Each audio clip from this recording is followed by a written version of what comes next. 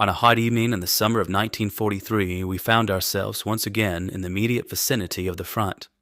Belgorod had recently been retaken by the Russians, who had set up their advanced positions just beyond the town, inside our own lines.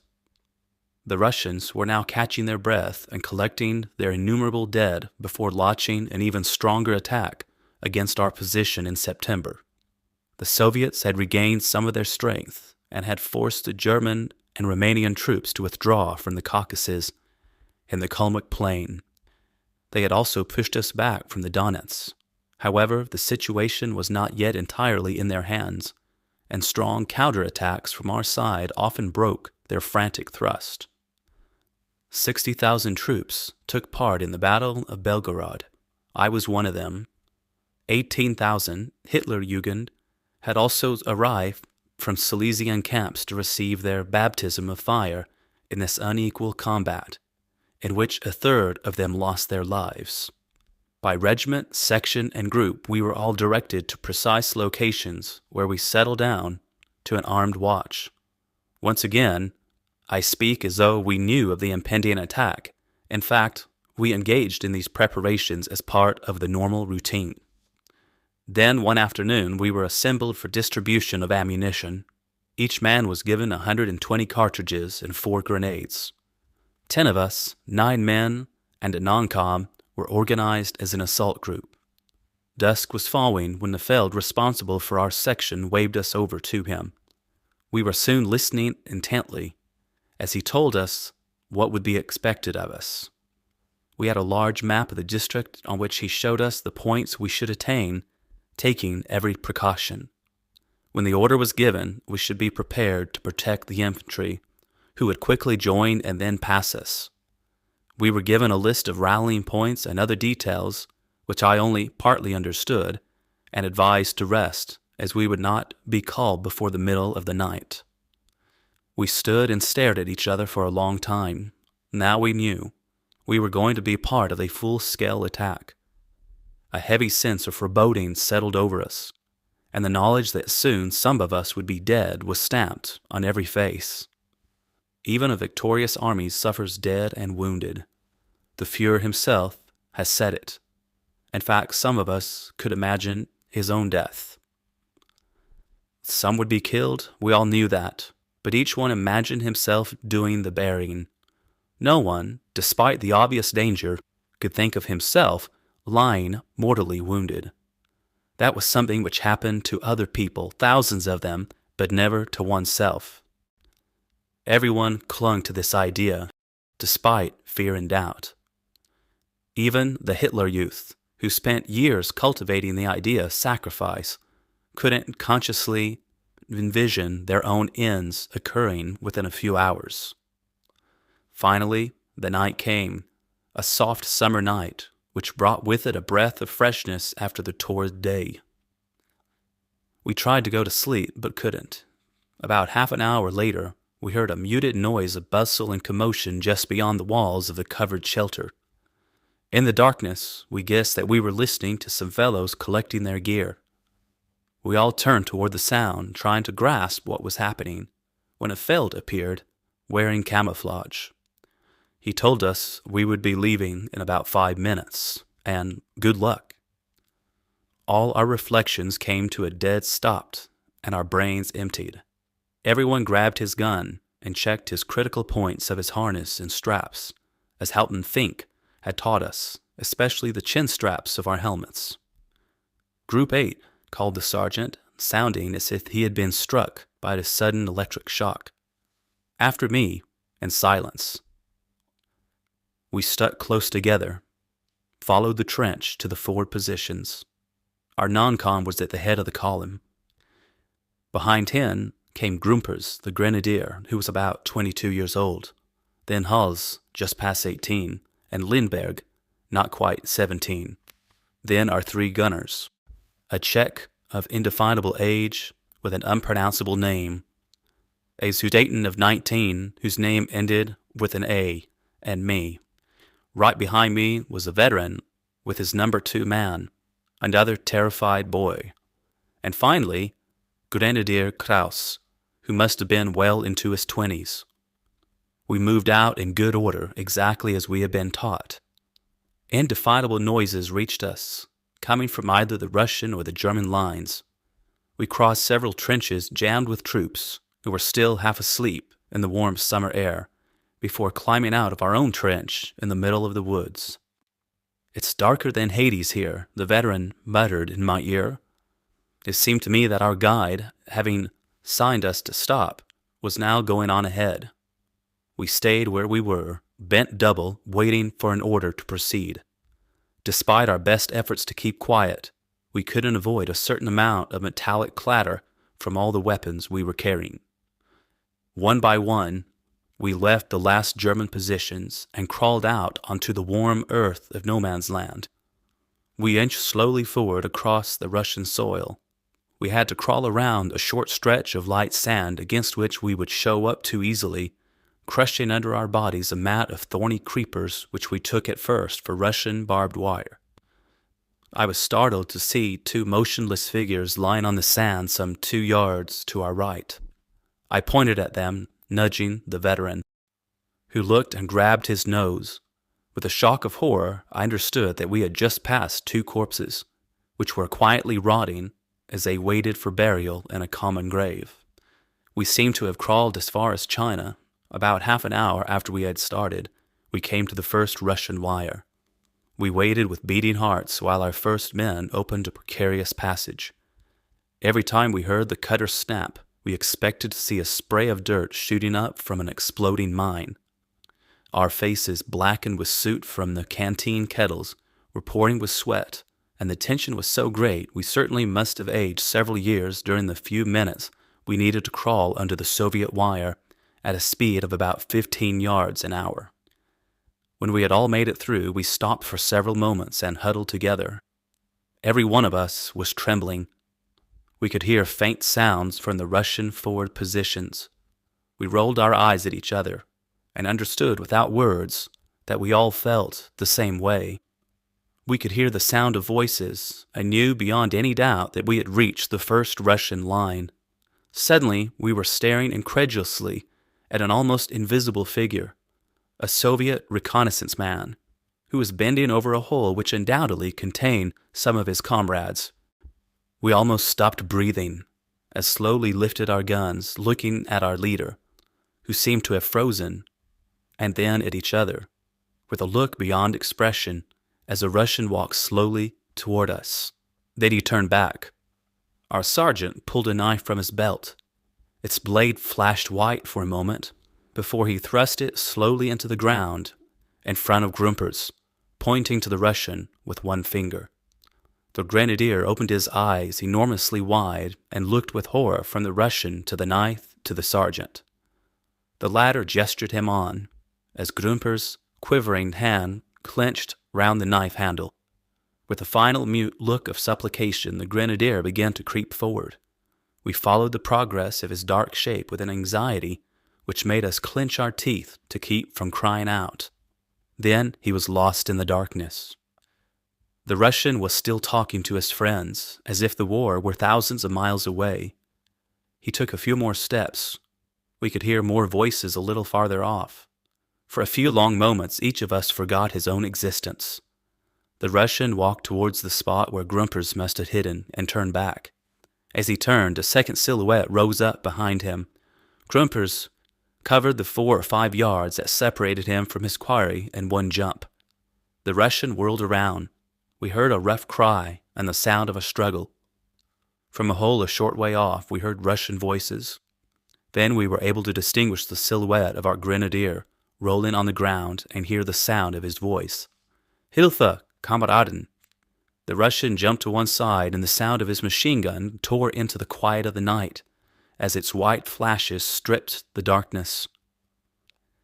To my left, another machine gun opened fire, and its bullets followed the howling Russian as far as the earth embankment in front of the foxhole into which he finally plunged. From the hole, we could hear voices shouting, "Germansky! Germansky!"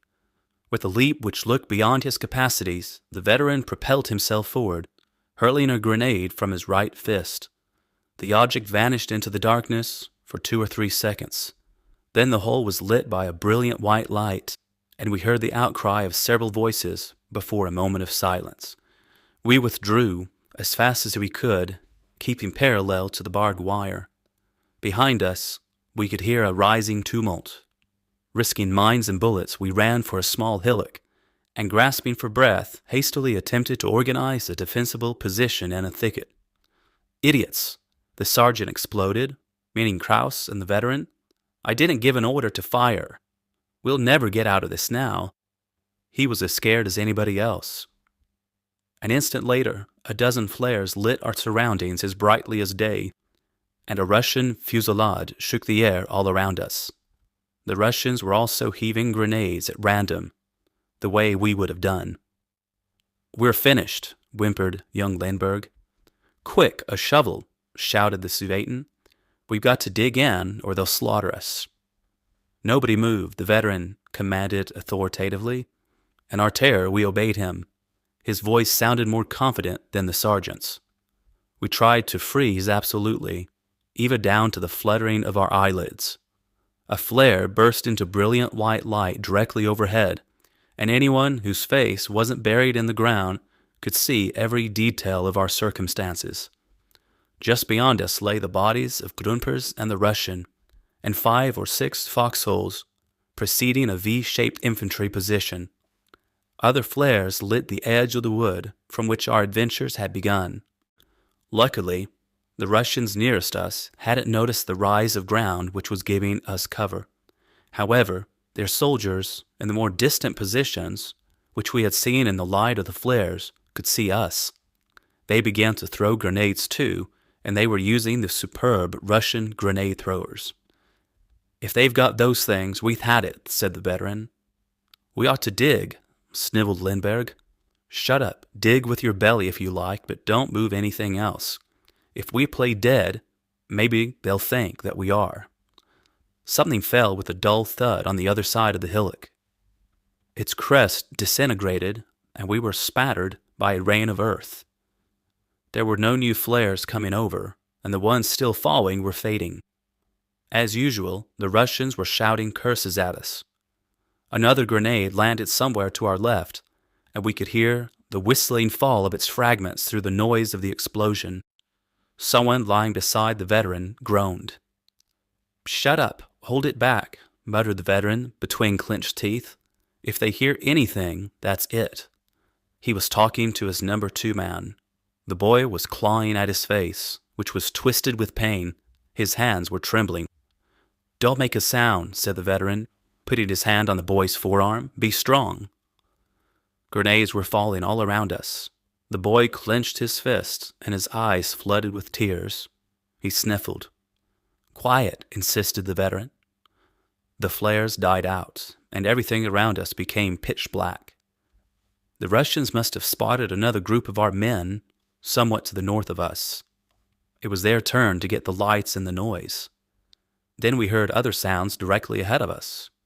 By deliberately dilating our pupils as wide as we could, we were able to distinguish several men creeping forward parallel to our position. A cold sweat trickled down our backs. The veteran was holding a large grenade about 4 inches from my nose. Once again, we froze. The hunched figures came toward us as far as the barbed wire and then turned back. We all breathed again. "They're just as scared as we are," said the veteran. "Somebody orders them up here to see what's going on, so they take a few steps and then run back as fast as they can and say they don't see anything." We could see most of the details of the Russian position 100 yards ahead of us. From our hillock overlooking the enemy, we glimpsed momentary snatches of pale faces, like faces in a dream. It now seems to me astonishing that the Russians hadn't occupied our little hill. However, there were similar rises in the ground all around us, and they couldn't have occupied all of it. We were staring straight ahead when our leader's hand pointed to our rear left. "Look," he said in almost full voice. We carefully turned our heads the way he was pointing, and saw the bodies of many men slithering along the ground, breaking through the network of Russian protection. As far as we could see, the ground was covered with creeping figures. "They're ours," said the veteran, and a faint smile crossed his face. "Get ready to fire. if anyone moves in Ivan's hole, our leader added. Suddenly, I began to shake uncontrollably. Not precisely because of fear, but because at that moment, when our mission was about to be accomplished, all the nervousness and anxiety, which I had been able to master until then, burst out in violent spasms.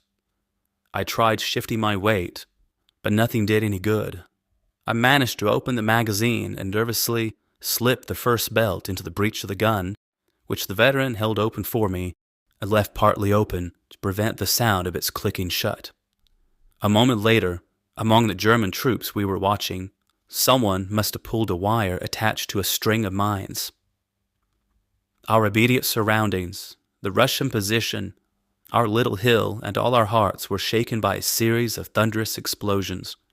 For a moment we thought that the whole mass of creeping soldiers we had seen just the minute before had been blown to pieces. Everywhere among the Hitlerjugend, for it was they who had been crawling toward us, young men were jumping up and trying to rush through the tangles of barbed wire. Hals had just opened fire. The veteran slammed our gun shut and fitted it into the hollow of his shoulder. "Fire!" shouted the non-com. "Wipe them out!" The Russians ran to take their places. The string of 7.7 cartridges slid through my hands with brutal rapidity, while the noise of the gun burst against my eardrums. I could see what was happening only with the greatest difficulty. The Spandau was shuddering and jumping on its legs and shaking the veteran, who kept trying to steady himself. Its percussive bark put a final touch on the vast din which had broken out. Through the vibrations and smoke, we were able to observe the horrible impact of our projectiles on the lost mass of red soldiers in the trench in front of us. Day broke over the frenzied scene, and the sky slowly lightened. From far behind us, German artillery was roaring through every tube, pounding the enemy's secondary positions. The Russians, taken by surprise, were attempting a desperate defense. But from every side, the Junge Löwen were surging out of the darkness, breaking like waves over their entrenchments and pulverizing both men and materiel. An overwhelming din engulfed the plain, which rang with the sound of thousands of explosions. Ahead of us and far to the right, we were bombarding a town of considerable size. Slow spirals of smoke, some 50 yards across, rolled along the ground from enormous fires. I was feeding a second magazine into our infernal machine, and the veteran continued to pour his projectiles onto the dead and living who were jammed into the advanced Soviet position. Then, through all the noise, we heard the unmistakable rumble of tanks. "Our panzers!" shouted the Czech with a demonic laugh. A huge tank approached and rolled over the ground, crushing the barbed wire beneath its treads. The churned-up earth continued to shake with the explosion of mines, which here and there immobilized a heavy armored vehicle or tossed a Lancer some 15 yards. The tank, followed by two others, passed very close to us, thrusting toward the enemy position we had already been peppering for several minutes. In no time it had crossed the trench, which was overflowing with the bodies of Russian soldiers. Then a second and third tank plunged through the bloody paste and rolled on, their treads stuck with horrible human remnants. Our non-com gave an involuntary cry of horror at the sight. Soon the young soldiers, fresh from the sportive pleasures of the barracks, would arrive at this foul reality. We heard a cry of horror, followed by one of victory. What happened next? I retained nothing from those terrible minutes except indistinct memories which flashed into my mind with sudden brutality, like apparitions, among bursts and scenes and visions that are scarcely imaginable. It is difficult even to try to remember moments during which nothing is considered, foreseen, or understood, when there is nothing under a steel helmet but an astonishingly empty head and a pair of eyes which translate nothing more than would the eyes of an animal facing mortal danger. There is nothing but the rhythm of explosions, more or less distant, from more or less violent, and the cries of madmen, to be classified later, according to the outcome of the battle, as the cries of heroes or of murderers. And there are the cries of the wounded, of the agonizingly dying, shrieking as they stare at a part of their body reduced to pulp, the cries of men touched by the shock of battle before everybody else, who run in any and every direction, howling like banshees. They are the tragic, unbelievable visions which carry from one moment of nausea to another. Guts splattered across the rubble and spray from one dying man onto another. And then there are the cries of officers and non-coms trying to shout across the cataclysm to regroup their sections and companies. That is how we took part in the German advance, being called through the noise and dust, following the clouds churned up by our tanks to the northern outskirts of Belgorod. All resistance was overwhelmed, and once again everything was either German or dead, and a sea of Russian soldiers had drawn back into the limitless confines of their country. Toward noon, the Soviets began to retaliate and rained a devastating fire on the rising waves of Jung and Leuven. But nothing stopped the young lions, even for a moment, and the burnt-out ruin of Belgorod fell into the hands of their survivors on the second evening. In a heady state near delirium, we went on, with almost no rest, to enlarge the wedge our troops had driven into the mass of the Soviet Central Front. A front of 150,000 men, according to our so-called informative services. In fact, closer to 400,000 or 500,000 Russians were jostled back by 60,000 Germans.